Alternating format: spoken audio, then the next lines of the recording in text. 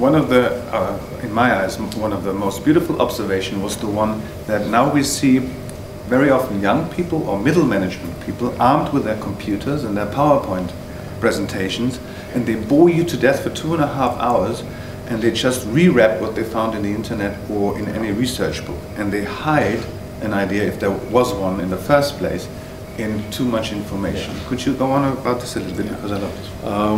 One of the observations is, I Google, therefore I am not. And maybe in the old days, if you had information, that was a big deal, because you know, it's my secret information, therefore I'm powerful. These days, information is like a commodity. Because you can access it so much, you get, you know, the birth of the data junkie. So he or she is very good at gathering information, but then presents it as if it's an idea. And that's not true. So you go to these presentations, agencies do them as well as clients, by the way, where, you know, the pie charts appear and nice little music and the client's logo spins, and, you know, it's all very pretty. Then you have to reach for your pen and write in your hand. No matter how you repackage information, it's not an idea. And so often at the end of the meeting you go,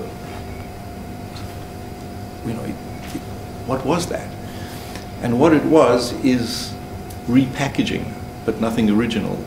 So I'm very scared now of people who are so articulate, they can talk really well, and they just Google whatever the next meeting is about, repackage, but they snake oil salesmen, because there's nothing new there.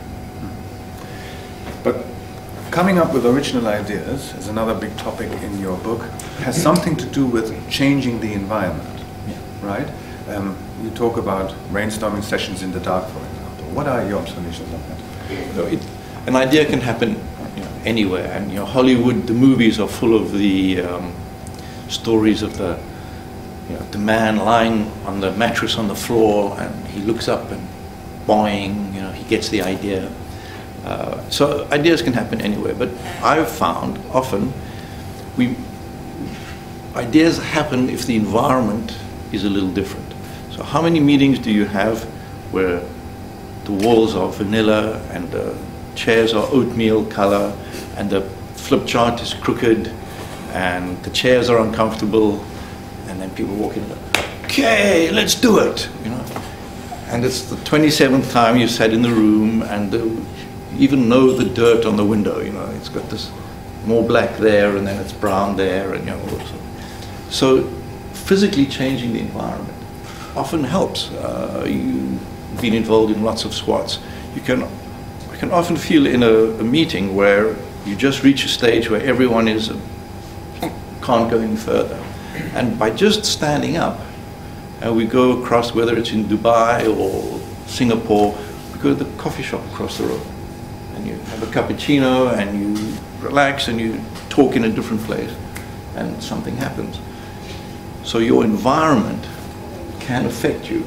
And although we can't all live in the best offices, that's not what I mean. I mean that you can change yourself. If you are having a problem with an idea, if you get up, you walk around the block twice, feel the rain on your face, maybe see something interesting in the shop window. By the time you come back, your head's somewhere else.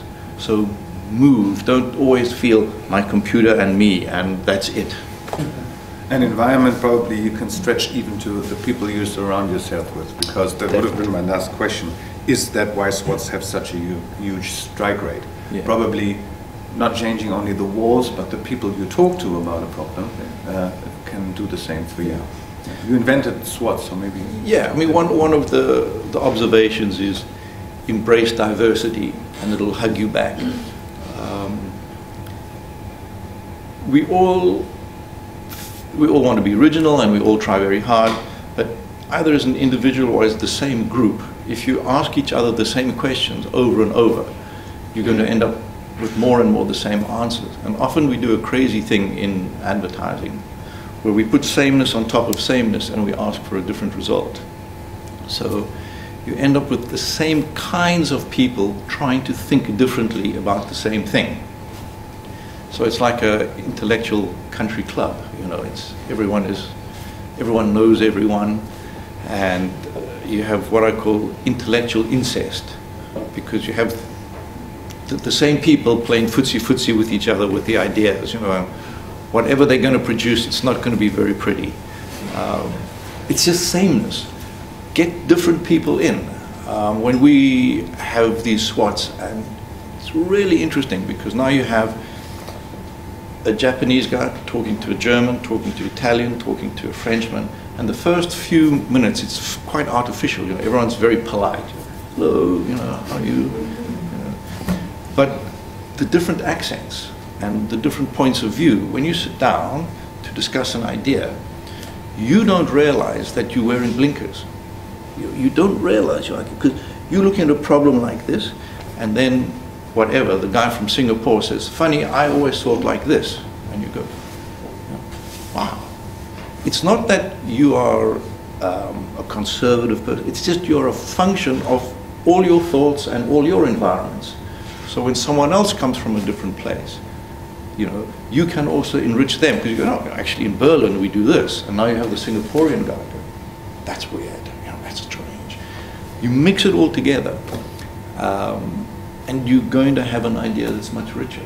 So I would, as a suggestion to you guys, you know, you don't have to have different nationalities always, but I think that's a great thing. Yeah. But have an architect in here, have to talk to you, to discuss it. It just moves your brain around, and that diversity makes for a richer idea. Thank you very much. Give John a hand and we hear your Thank you.